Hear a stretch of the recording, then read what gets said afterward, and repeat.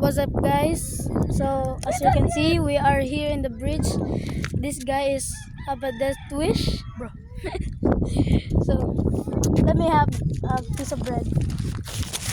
You can hold the camera. Eat.